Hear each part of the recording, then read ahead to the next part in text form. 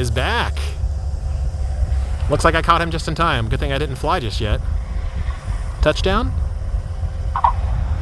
Ooh, a little bit of a bumpy landing. It's a little turbulent out there today. Oh, look at that beautiful aircraft.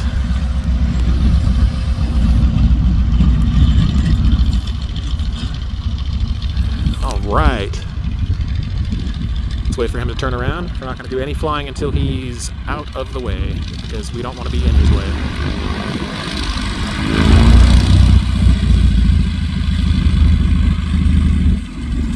More to come soon, guys, including the Viper jet landing tutorial that we're cutting for right now.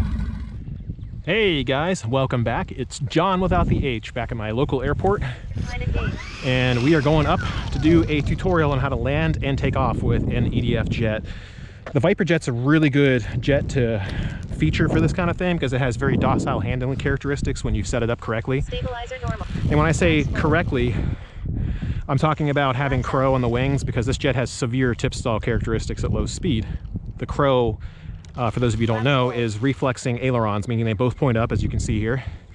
And that causes the plane to introduce, or the wings to introduce washout at the wingtip, which causes them to bite into the air less aggressively, forcing a stall at the root of the wing rather than at the tip of the wing.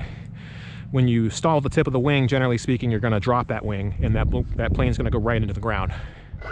So the crow really helps with this to maintain a flare and for better low-speed handling. Let's go ahead and get her up now that the airspace is clear. Callouts. Half throttle takeoff. Gear up. Flaps up. Okay, so the purpose of this flight is going to be to demonstrate how exactly to get a jet down safely in all conditions. But we're in some blustery winds right now, so this will help demonstrate what you need to do to fly in those conditions as well. Keeping an eye out for my bud if he comes out here to watch what's going on. Right now I'm flying this plane with extra AS3X stabilization on the pitch only. 23, gear down. Just to make it handle better. It handles much better with the gyro Flaps full. Pulled up as high as it can basically reasonably go. Not on the roll, but only on the pitch and yaw a little bit.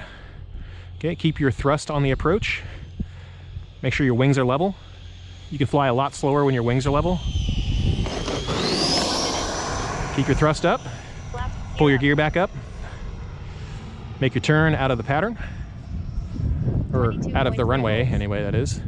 So, you don't want to drop your flaps too early. You want to make sure that your wings aren't banked when you drop your flaps. If you bank your wings and you drop your flaps at low airspeed, chances are you will stall the plane, and there's a very high chance of it crashing when that happens.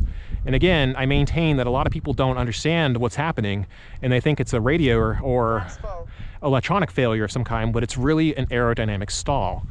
Your wings fly the best when they're level. It equalizes the lift and prevents them from basically dropping. See how stable it is with the wings level like this? A little bit of thrust, hold the nose up on the landing. Pull the flaps up, pull the gear up once you've established a positive rate of climb. Begin your bank, make sure you've got thrust in your turn.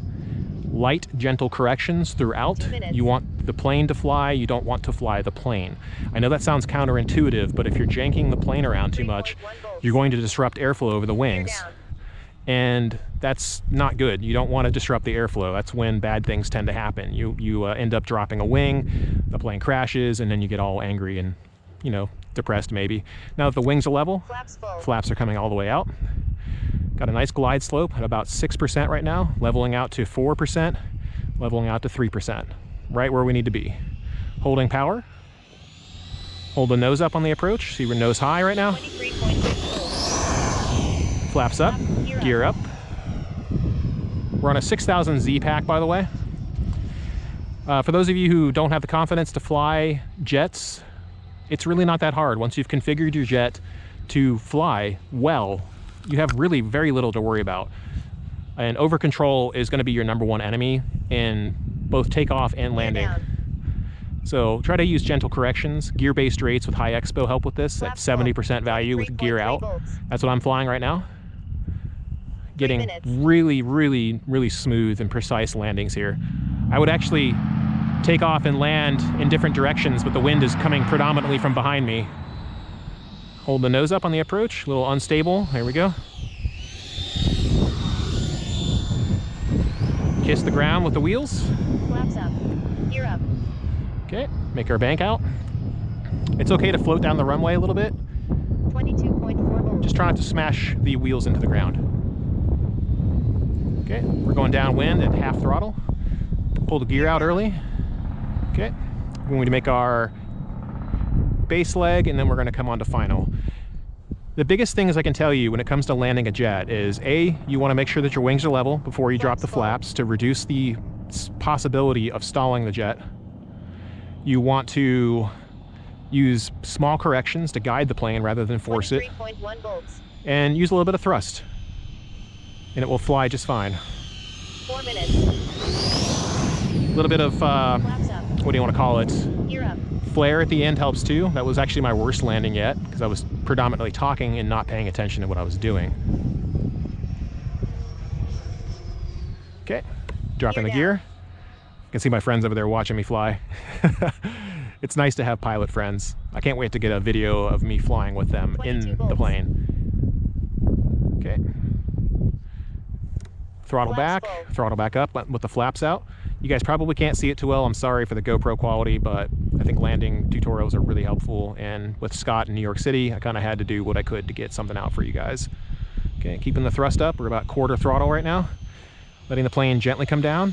Pull the thrust back, flare. Flaps up. It's a little harder than I wanted it to hit. 21 point. Flight pack 21.3 volts.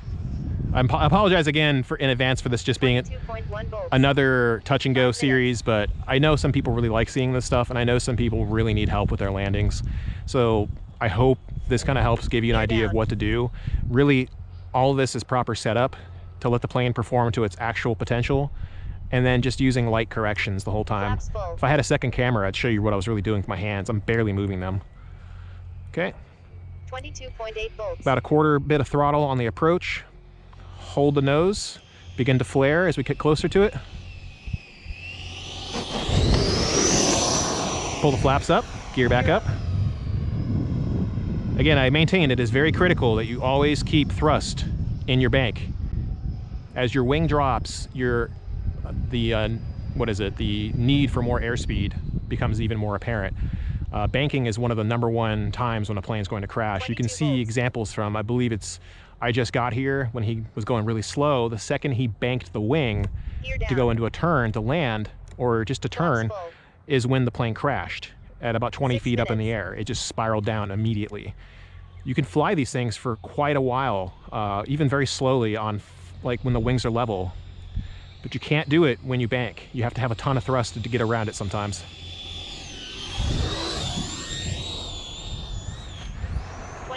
Flight pack. Flaps up. Okay. Gear up. This next one's probably gonna have to be my last. I don't want to burn this. Pack 21.3 volts. There was that stall right there. See what I was talking about? The plane violently yanked to the left. That was because I banked and didn't have enough thrust because I was getting worried about the battery level. 22 volts. Okay, Gear down. so this is gonna be our final landing. Throttle up as we turn, Flight pack 20.9 volts. so we don't have to worry about that tip stall again. Level the wings. Flaps full. Okay, full flaps coming out right now. Okay, gonna aim this one for right in front of me. A little bit more throttle, about 30% right now. 40%, 25. And reverse thrust. Thrust reverse. Pull the flaps up. 7 minutes. And then hopefully we can taxi her back. This is a very narrow taxiway. Even the full scale planes kind of have issues taxiing here. So I have to go get her. Cutting back. 1 second. All right, we're back. So you can see just how easy it is to fly these things. I probably got about 10 landings altogether, 12 if I'm lucky and I'm not misremembering. The models perform exceptionally well when you've set them up correctly, when you've given them the full amount of throw that they're able to have, and when you've given them when you've got them on gear-based rates so that you're in low rates and about 50% expo when the gear are out, so you can't really over control the plane too easily. It just flies better that way. It's more enjoyable for me. It makes the landings so much easier to pull off, and it makes them look very scale. In fact, I think I had better landings than some of the pilots that were flying today because of the winds. And some of them were, I think they were landing in a crosswind and downwind rather than upwind. But the only good place to land at this airport is from behind me, not from the front of me here. Anyway, guys, more content coming soon. Thank you for watching, and see you all next time.